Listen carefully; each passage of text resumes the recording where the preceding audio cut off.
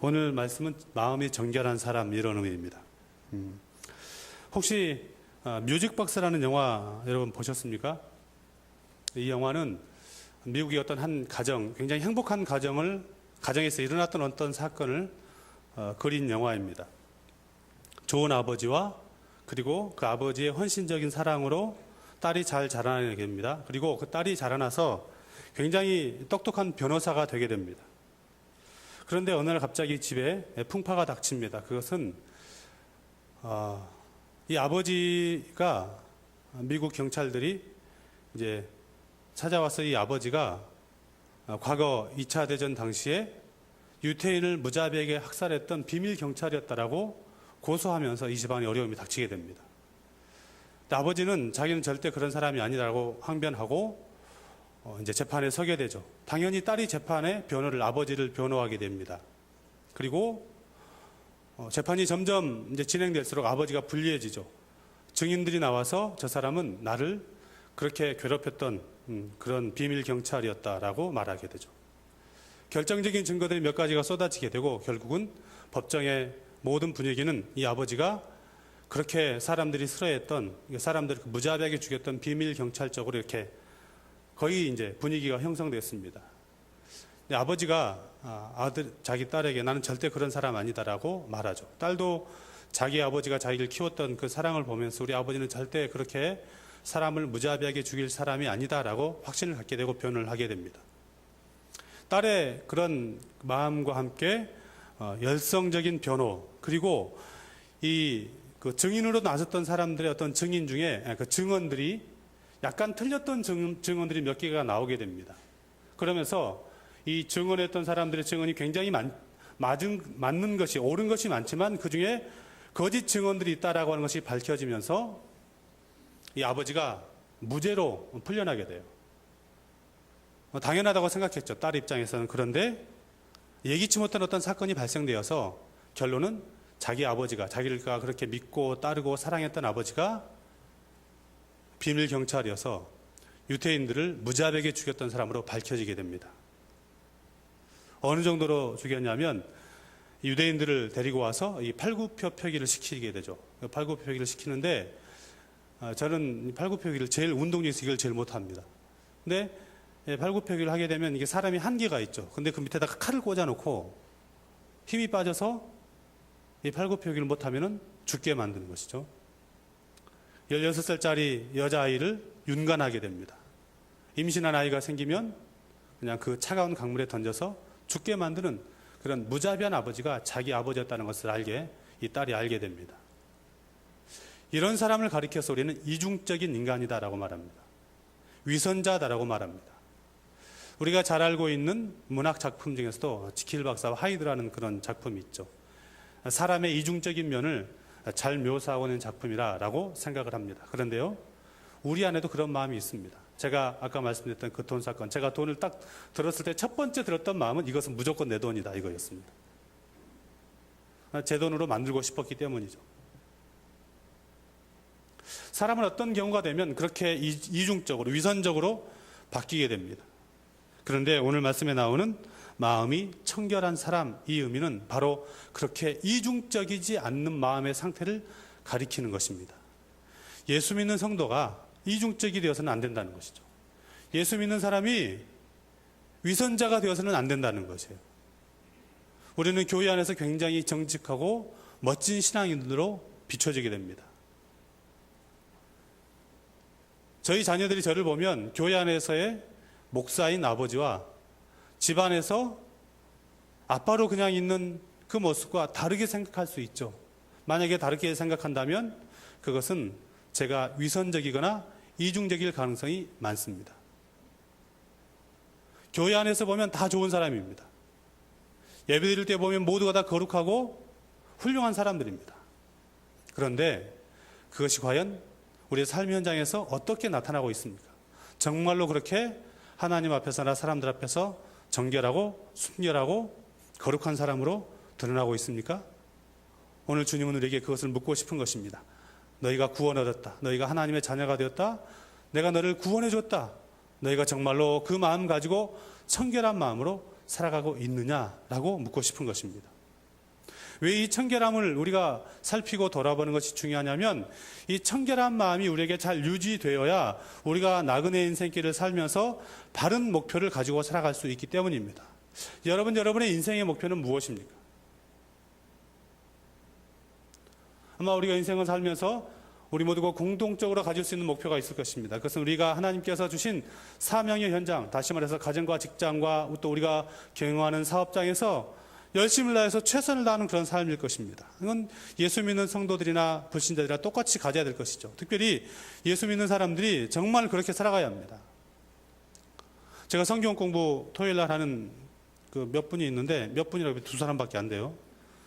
그 중에 어떤 한 분이 직장 생활하는 얘기를 했어요. 근데 그 직장에, 이거 개인적인 얘기를 한 것 같아서 굉장히 죄송한데, 그 직장에 자기 상사가 어디 강남에 굉장히 큰 교회, 우리 교회로 말하면 장립집사입니다. 안수집사죠. 그런데 그분이 어떤 일을 하다가 뭐 어려움에 봉착하거나 아니면은 자기의 시간이 충분히 할 수 있는데도 불구하고 다 맡긴대요. 자기가 해야 될 일을. 그러면서 잘하지 않으면 야, 너는 예수 믿는 사람이 그 정도도 못해 라고 말한다는 것이에요. 근데 이 사람이 생각할 때는 예수 믿는 집사님이라 잘하세요. 이 정도라요. 예수 믿는 사람들이 직장에서 진짜 열심히 일해야 됩니다. 공부하는 학생들은 학업 현장에서 정말 열심히 공부해야 합니다. 사업하시는 분들도 마찬가지죠. 가정주부들도 가정에서 열심히 일을 해야 됩니다. 그러나 만약에 예수 믿는 우리가 그렇게 그 정도 수준에서 우리 인생의 목표를 정하고 살아간다면 우리나 불신자들이나 똑같은 사람인 거죠. 그런 의미에서 우리는 우리 인생의 목표를 다시 점검해 볼 수 있어야 합니다. 성경 한 군데 찾아보겠습니다. 시편 24편 3절에서 6절 말씀입니다.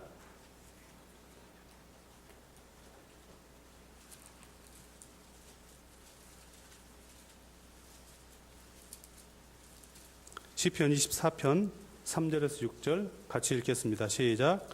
여호와의 산에 오를 자가 누구며 그의 거룩한 곳에 설 자가 누구인가? 곧 손이 깨끗하며 마음이 청결하며 뜻을 허탄한 데에 두지 아니하며 거짓 맹세하지 아니하는 자로다. 그는 여호와께 복을 받고 구원의 하나님께 의를 얻으리니 이는 여호와를 찾는 족속이요 야곱의 하나님의 얼굴을 구하는 자로다. 아멘. 하나님 앞에 여호와의 산에 오를 자, 그의 거룩한 곳에 설 사람, 다시 말해서 하나님의 용납하심을 받고 하나님의 은혜의 보좌 앞에 서는 사람, 그 사람은 어떤 사람이냐면 청결한 사람이다, 마음이 청결한 사람이다 라고 말합니다. 그런데 그 마음이 청결한 사람은 어떤 사람이에요? 6절에 이는 여호와를 찾는 족속이요 야곱의 하나님의 얼굴을 구하는 자로다. 인생이 예수 믿는 성도가 이 땅의 삶을 살면서 하나님 앞에 서는 것, 하나님의 얼굴을 구하는 것, 그의 은혜의 보좌 앞에 날마다 서기를 구하는 것이 인생의 목표가 되어야 합니다. 그런데 그런 사람은 어떤 사람이에요? 마음이 청결한 사람이라는 거죠. 마음이 청결한 사람은 그 마음이 하나님을 구하는 것으로 인생의 목적이 바뀌게 된다는 것이에요. 여러분, 하나님 사랑하십니까? 청결한 마음으로, 이중적이지 않는 마음으로 살아갈 수 있기를 바랍니다. 그래서 청결한 사람은 하나님을 향해서 그 인생을 살아내게 됩니다. 하나님을 향해서 마음과 뜻을 다해서 살아갈 수 있어야 합니다. 우리의 마음이 하나님을 향하고 우리의 마음이 하나님을 향해서 옮겨지고 모아지는 그런 마음으로 살아갈 수 있기를 바랍니다. 우리가 사나 죽으나 하나님께서 나에게 원하시는 뜻이 무엇인지를 알아서 하나님의 뜻에 귀를 기울이고 그분의 목적하심에 귀를 기울이고 그것을 위해서 우리 인생의 방향을 바꾸고 그렇게 살아갈 수 있어야 한다는 것이에요. 바울이 여러 곳에 교회를 세우게 되는데 그 중에 특별히 사랑했던 교회, 제 개인적으로는 에베소 교회라고 생각합니다. 또한 에베소 교회도 바울 사도를 엄청 사랑했죠. 이번 주 구역 공과에 그런 내용이 나왔습니다. 사도행전 19장 20장에 보면 바울 사도가 에베소 교회에서 복음을 전하고 약 3년 가까운 시간을 보내고 난 다음에 에베소 교회와 이제 20장에서 헤어지는 장면이 등장하죠. 그러면서 우리가 잘 알고 있는 말씀과 같이 내가 예루살렘으로 가게 되는데 가는 그 길에 각성에서 환난과 핍박이 나를 기다린다라고 고백하게 됩니다. 그때 에베소 성도들, 에베소 장로들이 바울 선생님 가지 마십시오. 우리와 함께 이곳에서 유하면서 하나님 말씀을 들려주십시오라고 할 때 오늘 우리가 낮에도 들었던 말씀과 같이 하나님의 은혜의 복음을 증거하는 일을 마치려면은 나의 생명을 조금 더 귀한 것으로 여기지 아니한다라고 고백하면서 그곳을 떠나게 됩니다. 그리고 사도행전 20장 마지막에는 바울 사도와 이 에베소 성도들이 그 헤어질 때 목을 어금맞고 부둥켜 앓고 울면서 바울을 파송하는, 바울을 보내게 되는 그런 장면이 기록되어 있고, 이제 바울 사도는 에베소 교회, 우리가 잘 알고 있는 디모데를 파송하게 되죠. 그런데 바울이 에베소 교회를 생각하면서 기도했던 기도의 내용이 성경에 기록이 되어 있습니다. 에베소서 1장 17절에 19절 제가 읽어드리겠습니다. 우리 주 예수 그리스도의 하나님 영광의 아버지께서, 기도하는 거예요. 지혜와 계시의 영을 너희에게 주사 그 다음에 하나님을 알게 하시고, 이렇게 기도합니다. 너희 눈의 마음의 눈을 밝히사 그의 부르심의 소망이 무엇이며 성도 안에서 그 기업의 영광의 풍성함이 무엇이며 그 힘의 위력으로 역사하심을 따라 믿는 우리에게 베푸신 능력의 크심이 어떠한 것을 너희로 알게 하시기를 구하노라. 바울 사도가 차디찬 옥에서 에베소 교회를 그 돌바닥에 무릎을 꿇고 기도할 때 에베소 성도들이 정말로 이렇게 살아갔으면 좋겠다라고 기도하는 내용이 뭐냐면 하나님을 아는 것이었어요. 에베소 교회들에게 지금 당장 필요한 것은 무엇이냐면 그 수많은 예수 믿는다라고 하는 핍박 가운데서 그 핍박을 벗어나게 하는 것이었어요. 벗어나는 것이었지만 바울 사도의 마음에는 그런 것보다 더 중요한 것이 있었는데, 그것은 무엇이냐면 에베소 성도들이 하나님을 잘 알았으면 좋겠다라는 것이었습니다. 하나님을 잘 알아가는 성도들이 되시길 바랍니다. 하나님을 잘 알아야 우리가 두 마음을 품지 않고 위선적이지 않고 청결한 마음으로 살아가게 됩니다. 하나님을 잘 알지 못하면 열정만 가지고 일하게 되고 그 열정은 결국 멸망의 지름길이 되게 됩니다. 하나님을 아는 것이 얼마나 중요한지 아십니까? 여러분, 불신자들도 진짜 열심을 내고 살아갈 수 있습니다. 헛된 마음이 아니라 순결한 마음으로 열심을 내고 살아갈 수 있습니다. 그것을 대표적으로 보여주는 사건이 무엇이죠? 갈멜산에서 영적인 전쟁이 일어났을 때의 사건입니다. 바알과 아세라를 섬겼던 그 850명의 제사장들이 어떻게 기도했는지 보이십니까? 그들이 우리가 섬기는 바알과 아세라가 죽었다라고 생각하지 않았습니다. 바알과 아세라가 우리의 기도에 응답해 주지 않을 것이다, 우리가 그냥 쇼 한번 해보자라고 그렇게 하지 않았습니다. 그들은 그들이 믿는 신이 살아있다고 생각했습니다. 그들의 그 열정을 보십시오. 나중에는 그 기도가 응답되지 않으니까 자기 몸을 자해하면서 기도가 응답되기를 기다리고 있습니다. 하나님을 알지 못하면 이런 어리석은 삶을 살아가게 된다는 것이에요. 그러므로 하나님을 향해서, 하나님을 알아가기 위해서 마음을 모으고 살아갈 수 있기를 바랍니다. 더 나아가서 마음이 청결한 사람은 그 마음이 나누어지지 않는 것입니다. 나누어지지 않는다는 것은 앞에서 말씀드린 것처럼 하나님을 향해서만, 하나님을 위해서만 그 마음이 쏟아지고 모아지는 것입니다. 산상수훈의 배경에는 이런 배경이 있습니다. 여러분, 우리가 이제 마태복음 설교를 듣고 있기 때문에 마태복음 산상수훈을 계속해서 살펴가겠지만 예수님께서 항상 어떤 사람들의 잘못된 신앙을 보여주고 있어요. 그들이 누구예요? 그때 당시 종교 지도자들이에요. 그들은 무엇이라고 생각했냐면 우리는 이 정도 예수 믿으면, 예수 믿지는 않았겠죠. 우리는 이 정도 하나님을 섬기면 충분하다고 생각했습니다. 그래서 사람들에게 보이기 위해서 기도하고 여러 가지 것들을 드러냅니다. 주님은 그들의 잘못된 신앙관을 알고 있었습니다. 사람들에게 보이려고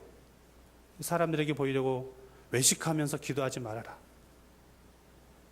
보십시오. 이 사람들의 신앙관이 잘못된 이유는 내가 기도하고 내가 금식하고 내가 구제하는 것이 하나님에게 드려지는 것이 아니고 누군가가 나를 알아주기를 원하는 방식으로 그들의 종교 생활을 하고 있는 것입니다. 다시 말해서 내가 하는 이 종교적인 모든 행위가 내 신앙의 어떠함을 드러내는 증명의 도구로 사용되고 있는 것입니다. 김일 목사는 기도를 참 많이 해.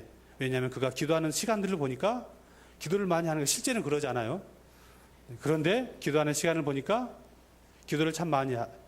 사람들은 그렇게 생각할 수 있죠. 그런데 만약에 제 마음속에서도 내가 누군가에게 보이기 위해서 내가 기도하는 시간을 늘리고 내 기도를 자랑하게 되면 저는 예수님께서 지금 이 산상수훈에서 사람들에게 보이려고 기도하지 말아라고 했던 그 사람과 똑같은 것이에요. 그 기도를 통해서 나를 증명하는 것이에요. 내 신앙의 상태를 증명하고 싶은 것이에요. 마음이 청결하지 않는 사람의 대표적인 모습입니다. 하나님을 닮아가고 하나님의 거룩하심을 추구하는 사람들에게 이런 모습은 없는 것입니다. 하나님 앞에서 지금 내가 어떻게 기도하고 어떻게 신앙생활을 하고 있느냐라고 하는 것이 중요한 것이지, 하나님 앞에가 아니라 사람들에게 나만 드러내고 나만 자랑하는 것. 그래서 이들이 기도할 때 어디서 기도합니까? 여러분, 기도는 어디서 해야 돼요? 예수님께서 성전을 깨끗하게 하면서 내 집은 만민이 기도하는 집이다라고 말씀하셨어요. 그렇다면 기도는 어디서 해야 돼요? 성전에서 해야 돼요. 왜 성전에서 해야 돼요? 다른 사람 모르게 하나님 앞에 기도해야 되니까. 이 사람들 어디서 기도해요? 길거리에서. 사람들에게 보이려고. 사람들이 저 사람 기도하는 거, 야, 저 사람은 진짜 많이 기도해. 개인적으로도 그러하지만 교회도 그럴 수 있습니다. 우리가 하는 일을 통해서 내 신앙의 어떤 상태를 증명하고, 교회가 하는 어떤 일을 통해서 교회의 어떤 모습을 증명하려고 한다면 그것은 이미 그 마음이 정결함에서, 청결함에서 멀어져 있는 사람들입니다. 우리 신앙생활의 약점이 바로 그것이라고 생각합니다. 교회 일반 생활, 다시 말해서 성경을 읽고 성경을 공부하고 헌금하고 전도하고 기도하고 예배드리고, 이 모든 것 물어보십시오. 왜 하십니까? 왜 그 많은 것들로 우리의 시간과 물질을 투자하고 있습니까? 혹시 이런 것들을 통해서 사람들이 우리의 신앙의 상태를 저 정도면 참 잘하고 있어 라고 인정받고 싶은 그런 마음이 있지는 않습니까? 그런데 우리는 이런 유혹들 가운데 너무 쉽게 노출되고 있습니다. 또한 그런 말들이 우리를 솔깃하게 만듭니다. 예를 들면 이런 것입니다. 내가 기도를 많이 했더니 하나님이 나를 내 기도 가운데 이런저런 모습으로 응답해 주셨다. 하나님을 말하고 있는 것 같죠? 그 마음을 향해서 물어봐야 됩니다. 정말로 하나님께서 일하신 것을 드러내기를 원하셨습니까? 우리가 그렇게 말하고 싶을 때 우리 마음속에 내가 정말 하나님만 드러내기를 원하고 있는 마음인가, 아니면 그것과 함께 살며시 내가 기도 많이 했던 것, 내 신앙생활을 증명하고 싶은 것인가 물어봐야 합니다. 우리의 모든 교회 생활은 그 교회 생활을 통해서 보상받은 것으로 나를 증명하고 나를 드러내려고 해서는 안 됩니다. 우리의 모든 신앙생활은 오직 하나님의 거룩하심을 드러내고 유지하기 위해서 힘쓰는 것으로 만족해야 합니다. 오히려 사람들이 저를 볼 때, 기밀이라는 사람을 볼 때, 저 인간 참 보잘것없어. 그런데 하나님께서 어떻게 저 인간을 쓰실까? 라고 할 만큼 우리는 철저하게 숨겨지고 오직 하나님만 드러나도록 힘쓰는 것이 우리의 신앙생활이 되어야 합니다. 제가 그래서 신앙생활이 참 어렵다고 생각하는 부분, 이런 부분입니다. 우리 안에 끊임없이 나를 드러내고 싶고 자랑하고 싶은 욕망들이 계속해서 나타나고 있기 때문입니다. 보십시오, 여러분. 주님께서 산상수훈에서 이렇게 말씀하신 부분이 있습니다. 그날에 많은 사람이 나더러 주여 주여 우리가 주의 이름으로 선지자 노릇하며 주의 이름으로 귀신을 쫓아내며 주의 이름으로 권능을 많이 행하지 아니하였습니까? 하리니 그때 내가 그들에게 밝히 말하되 내가 너희를 도무지 알지 못하니 불법을 행하는 자들아 내게서 떠나가라 하리라. 귀신을, 주님의 이름으로 귀신을 쫓아냈습니다. 이들에게 열매가 있는 거예요, 없는 거예요? 열매가 있어요, 없어요? 있어요. 여러분 귀신 쫓아낼 수 있으세요? 없어요. 대부분, 물론 할 수 있는 분들이 있지만 대부분은 못하죠. 하게 되더라도 굉장히 긴 시간을 기도하면서. 그런데 이 예수님께서 말씀하시는 사람들은 주님의 이름으로 귀신을 쫓아냅니다. 병든 자를 일으켰습니다. 주님은 그들 향해서 뭐라고 말씀하고 있는지 아십니까? 열매는 아무것도 아니에요. 이 불법을 행하는 자들아 내게서 떠나가라 라고 말씀하고 있는 거죠. 왜 그랬을까요? 이 말씀이 산상수훈, 그러니까 산상수훈에 계속해서 되고 있는 말씀이에요. 사람들에게 보이려고 했던 그 많은 것들, 그것을 통해서 우리 삶에 아무리 많은 열매가 있다고 할지라도 만약에 나를 증명하고 나를 자랑하고 싶고 내가 드러나고 싶었다면 그것은 주님 앞에 열매의 문제가 아니라 불법을 행한다라고 말씀하고 있는 것입니다. 그런 의미에서 우리는 과연 청결한 마음을 가지고 있는지 점검해 보아야 합니다. 이미 구원 얻은 우리이지만 이 청결한 마음 갖기 위해서 힘쓰고 있어야 합니다. 산상순을 살피면서 우리는 계속해서 이런 부끄러운 우리의 모습을 발견하게 될 것입니다. 그러나 부끄러운 모습으로 주님은 끝내기를 원치 않습니다. 그 자리에서 다시 하나님이 정말로 기뻐하실 삶이 무엇인지를 도전받고 그렇게 살기를 힘쓰고 애쓰기를 주님은 원하고 계십니다. 청결한 마음, 두 마음 가지지 않는 것, 오로지 하나님께 마음을 두는 것 쉽지 않습니다. 왜냐하면 우리 마음에는 쉼없는 욕심과 욕망들이 끊임없이 뛰쳐나오려고 하고 있기 때문입니다. 어떻게 할까요? 어떻게 하면 우리가 주님을 향해서 우리의 마음을 모으고 하나님 한 분만 바라보고 살아갈 수 있을까요? 키에르케고르라는 철학자이자 신학자가 이런 말을 했습니다. 이 말이 참 우리에게 도움이 될 것 같아서 들려드리고 싶습니다. 마음의 깨끗함은 오직 한 가지 목적에 몰두할 때 가능합니다. 하나님께 속한 거룩한 목적에 내가 몰두할 때 나는 내 마음이 깨끗해지는 것을 느낍니다. 여러분, 하나님의 거룩한 목적에 몰두할 수 있기를 바랍니다. 우리의 마음이 하나님을 향해서만 올려질 수 있기를 바랍니다. 그래도 우리가 과연 복 있는 사람이다라고 말할 수 있을까요? 그렇게 살아가는 것이 쉽지 않은데, 저는 이 말씀을 준비하면서 제가 어렸을 적에 시골에서 교회에 다녔던 교회 어른들을 생각해 보았습니다. 그분들은요, 정말 일자무식이었습니다. 농사만 평생 지었으니 그것에 학업에 길들이 많지도 않았고 글도 모르는 분들이 많았죠. 찬송하라고 하면 다 똑같습니다.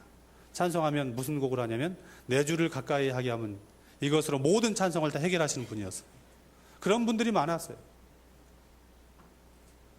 그분들이요, 그 농사를 지으면서 때로는 바닷가에서 일하면서 그 피곤한 육신일 텐데 새벽에 5시 반도 아니고 4시 반에 1시간 우리는 5시 반에도 굉장히 피곤한데 4시 반에 일어나서 새벽에 기도하러 나오는 것입니다. 그분들이 성경을 읽을 수 있었을까요? 못 읽었습니다. 그냥 목사님의 설교를 듣고 듣다 졸다 끝나면 끝났나 보다. 근데 그분들에게 구원의 은혜가 있었어요. 왜 제가 그것을 알 수 있었냐면 그분들의 그 얼굴 속에는 세상 사람들과 다른 행복함이 있었기 때문이죠.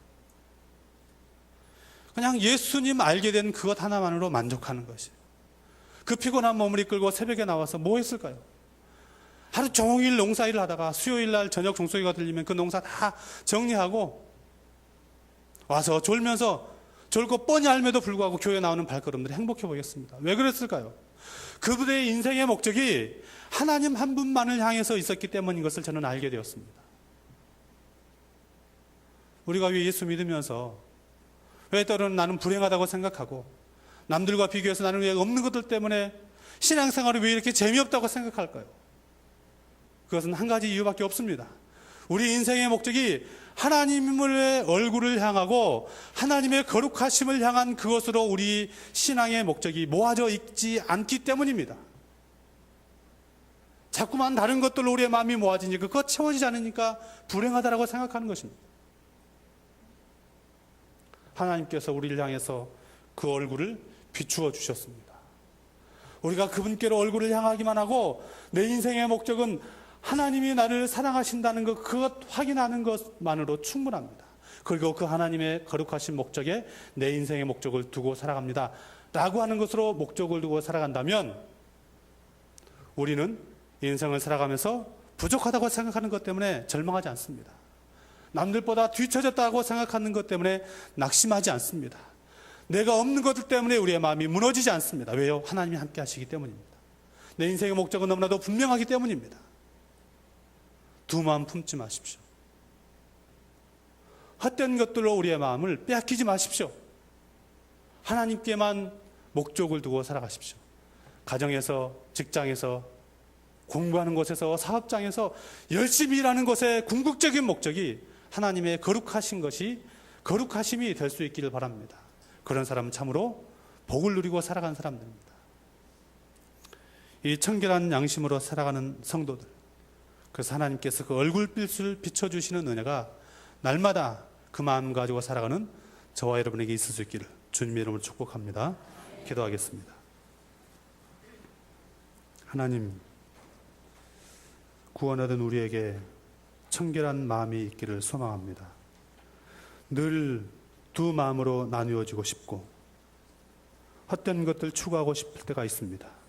하나님의 이름을 부르고 하나님의 영광을 말하지만 거기에 살며시 나의 욕심을 불어넣어서 그것이 마치 하나님을 위한 것인 것처럼 스스로 속이고 사람들도 속이고 살아가고 싶을 때가 있습니다. 이 두 마음이 없어지게 하옵소서. 오직 하나님께만 우리 인생의 목적을 두고 살게 하여 주옵소서. 청결한 양심으로 살게 하여 주옵소서. 그 마음 가지고 주 앞에 서게 하여 주옵소서. 주님 사랑합니다. 예수님의 이름으로 기도드립니다. 아멘.